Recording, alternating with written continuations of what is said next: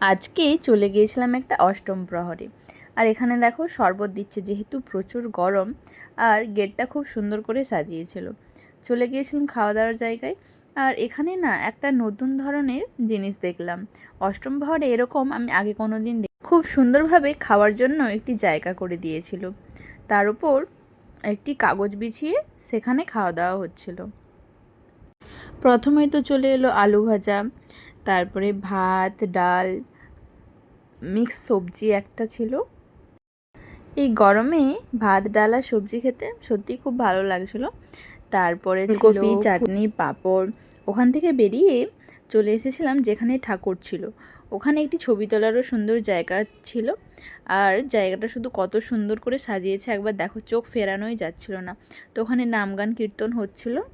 আর এই যে একটু সেখানে দাঁড়ালাম, আর যে পরিমাণ গরম, বাড়ি এসে একটু লস্যি খেয়ে নিয়েছিলাম আর তারপর একটু আমুল কুল খেয়ে নিয়েছিলাম। আমার গলাটাও আজকে বসে গেছে গরমের জন্য। দেখা হচ্ছে পরের ভিডিও।